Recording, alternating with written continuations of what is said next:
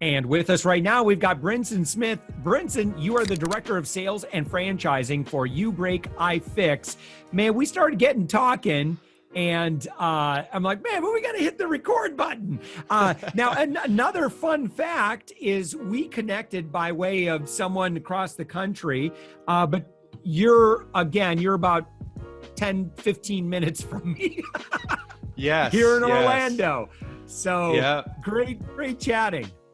Yeah, it's good to be here, man. Thanks for having me. I could have just headed over to your studio and we could have done this in person. I know. Next time. Okay, so UBreakIFix. The website is the letter U, UBreakIFix. Correct. I see the stores everywhere in Central Florida. How many locations does UBreakIFix have? So we have 581 stores right now open across the US, Canada, and Caribbean. So yeah, just a few. Yeah. How many of those are corporate owned versus franchise? So we've got roughly 50 stores at this point that are corporately owned. The rest are franchisee owned. That's the focus. That's our model. Yeah. All right. So go ahead and give us the history lesson on, how UBreakIFix started, and then kind of the initial, success with the first location, kind of how things went from there. Sure. So we actually started back in 2008. We were, to step back, our founder and CEO, Justin Wetherill, another Orlando guy, went to UCF. He actually bumped into a gal who broke his phone. It knocked the phone out of his hand. He tore his phone up trying to repair it, ended up fixing his phone, and kind of told all his friends and people that he knew about it. And he started fixing devices for people at a Panera Bread, actually over off University, not too far from me. And that's really was the birth of UBreak. They started a mail-in company back in 2008 with his friend and co-founder David Reif, who was actually an intern at the time for Lockheed Martin, went through the UCF engineering program, again, living in Orlando. And they started doing repairs. People were mailing in devices. They created a website, had an eBay page as well, where they were doing eBay listings. And they started doing repairs, got to the point where they were doing roughly $20,000 a month in sales, mail-ins. They were still, working their jobs. And basically a good friend of theirs, Eddie Trujillo, came on board and basically encouraged them to open up the first brick and mortar retail store, which was August of 2009.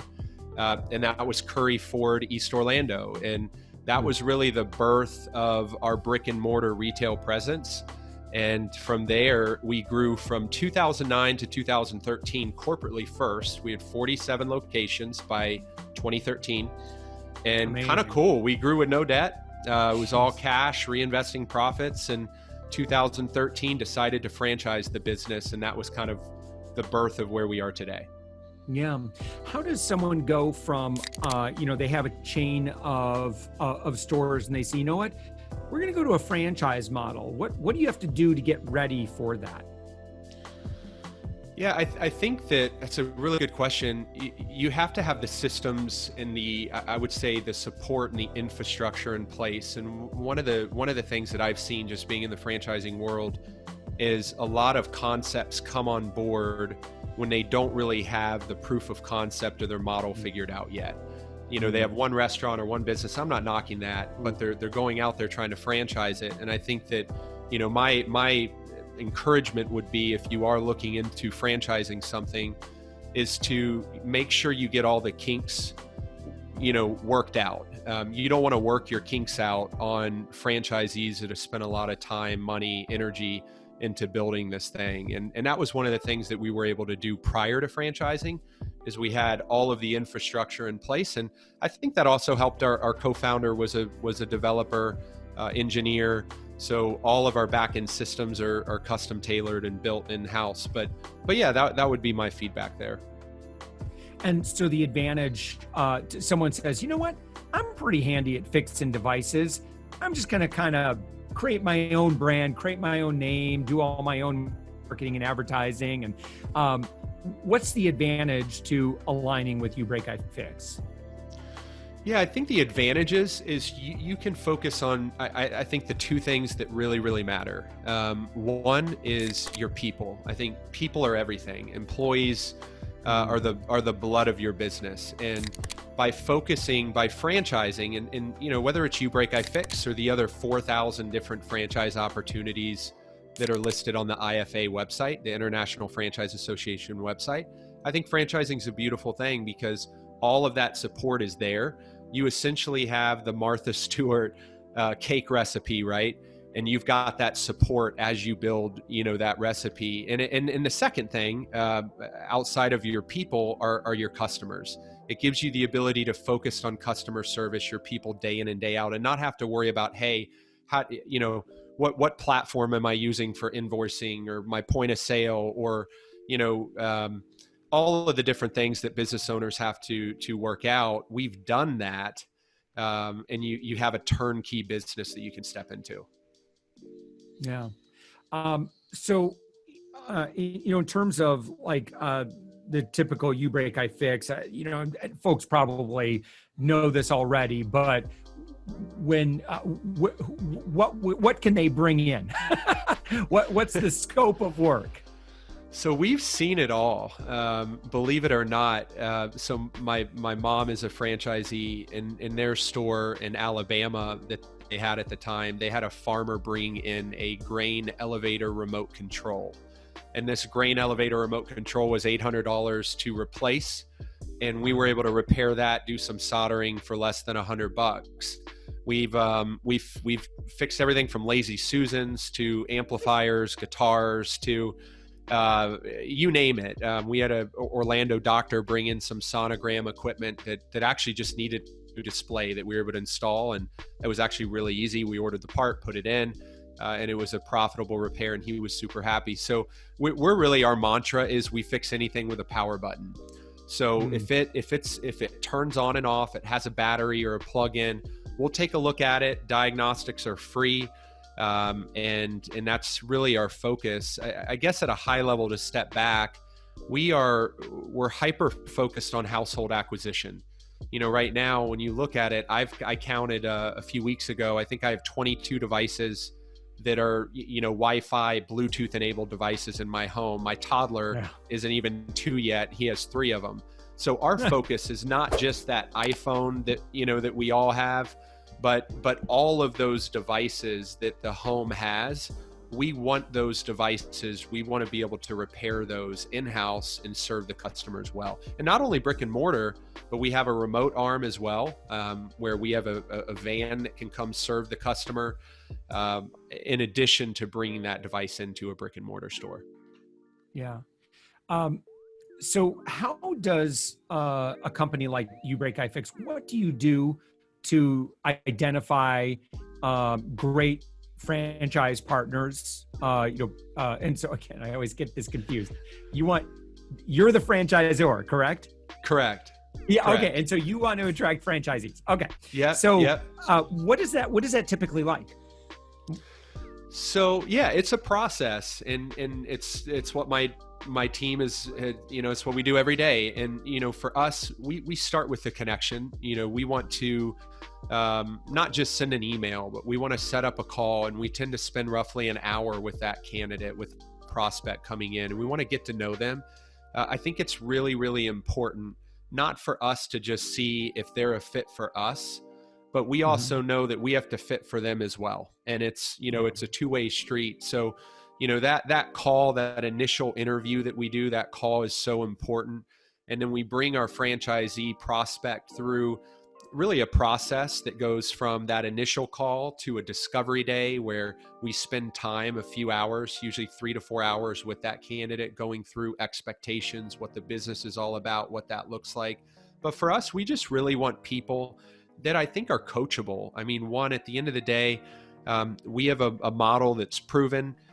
We've done it over and over and over. We know the results that we'll get if the effort is met, and the owner is putting that time and energy in. So I think we want owners that are just going to follow the system, follow the recipe. We want creativity as well. We love ideas. We're not a dictatorship. But we do, think it makes sense to follow a system if we know it's proven. We also want owners that are going to be active. This is not a Fidelity account. It's not an E-Trade account. It's not a Betterment account. You can't just put money in and let it ride. You've got to pour into your business day in and day out. And if you do, we found that most owners will have the success or have that lifestyle that they're looking for if they put the energy in initially. Yeah. And so specifically, and forgive me if you mentioned this, like in terms of like identifying or discovering those great potential partners, like a lead gen, whatever you want to call it. Oh, yeah. How does UBreakIFix, what do you do to source those really, really great potential franchisees? Oh, that's a good question. So yeah, a few things. So I think first and foremost for us, we have a captive audience. Every time we have a customer that walks into our store, our goal is to blow that customer out of the water. And we've done a really good job of that. Our franchisees are amazing. But we have literature in our store. We make it evident that we are a franchise company. So we get probably, I would say, anywhere from 25 to 30% of our leads are coming from customers that had an incredible experience. The other thing that we do is we spend money online. There is, online advertising platforms, obviously Google, Facebook, Instagram. There's a bunch of different outlets. We spend money online to drive traffic to our website. So paid ads are a big part of what we do. We've done some text campaigns, text message campaigns. We've done, we love podcasts, getting the word out. And letting people know what we do. But that's, I would say, from a lead gen standpoint, I would say paid ads are probably number one. Number two would be customers coming into the stores. And I would say probably a close number three would be industry events, which I think right now it's an interesting time for me to be bringing that up, because I know a lot of the events are going virtual and all that stuff. But even prior to COVID, I encourage people to, I know we live in this technology world where you can jump on a smartphone or get on a video platform, but being in person, going into that market, meeting candidates that are interested in franchising in that area, shaking their hands, making eye contact, that goes a really long way, and it's done really well for us over the years. So we do about, I would say, probably 8 to 12 live events my team does per year. This year has been the first year where we have not been able to hit that mark because of, obviously because of the pandemic. Right. Yeah. So when someone says, okay, I'm interested, like when you, and I don't know if that's you or someone else on the team starts talking about, well, here's how the business revenue model typically looks, and here's obviously what you need to do. What is the potential? Yeah, so I think the potential, for us, we have to be mindful of, our what we call our FDDs. So we are a franchise company. There's regulation, there's oversight, from the FTC. So for us, we stay in line with what our document says. And I think that's important to do, especially if you are a new franchise, to make sure you adhere to that, and you don't over embellish, if you will. But for us, owners typically have the ability to get where they want to go long term, and that answer depends on the background of the franchisee. For a lot of people, they just want to replace that income that they had, and that could be an income of $70,000, $80,000 a year, $100,000 a year. We have many owners that have an income, $250,000 or higher. So for us, what we do is we talk to them about the business, we share the data that we can, and encourage them to back into the numbers based on what they're looking for. And one of the ways that they do that, and I think this is always a smart thing to do in franchising, is to have validation calls with franchisees that have signed on the dotted line and they've moved forward prior, and ask them those tough questions. And that's something that we do. And I think through the back end, through those calls, through some of the data that we support franchisees with to help make their decision easier, you can put together a model and really build some guardrails and figure out, hey, what does this look like for me? How many stores do I need to do? So on and so forth. Yeah. what percentage would you imagine, of franchisees, like they're familiar with franchising already, or maybe they've already been successful, or maybe they're already an active franchisee of something else? Yeah. So for us, I would say it's about, about a third of our company. We have hundreds of franchisees now. About a third of our owners have a background in franchising. And we like that because multi-unit, and not to plug this conference, but there's a really cool conference that we've been a part of that Franchise Update Media puts on called the Multi-Unit Franchise Conference. And about 5 to 6 years ago, we started attending that event, putting a lot of time and energy into it. And we found that a lot at that event and many other industry events, multi-unit owners, they're looking for the next pony. They're looking for that next opportunity. What does that look like? And I think right now, what we're hearing a lot of people say on our calls, people are looking for something that is pandemic proof. They're looking for something that is recession resistant, Amazon proof. And in our business, when you look at where we are, today, post pandemic, we're up over, 25% year over year from where we were this time last year pre-COVID. So we were an essential business. It's really a business that has staying power. And I find that a lot of people are looking to businesses like ours right now. Not knocking food or some of the other industries, but I think some sectors have been hit really hard, and we've been very fortunate.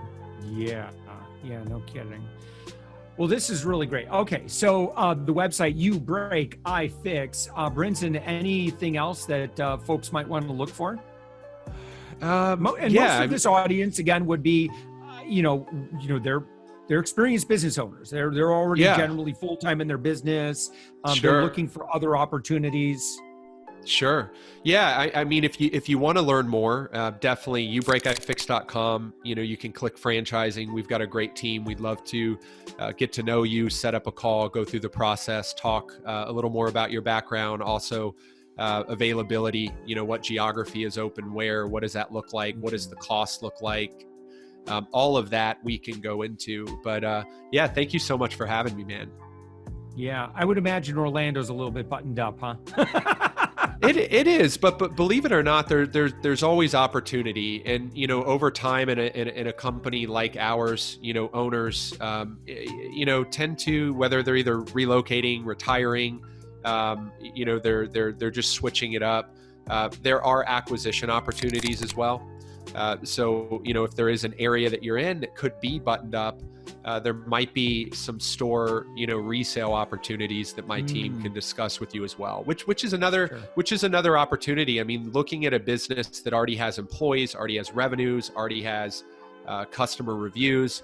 A lot of investors or business owners tend to prefer that as opposed to starting a new business. So I think there are pros and cons to both, but just something to look at. Sure. Yeah, absolutely. Brynson Smith, again, Director of Sales and Franchising for UBreakIFix. Thank you so much for joining us. Thank you for having me, Josh. Much appreciated.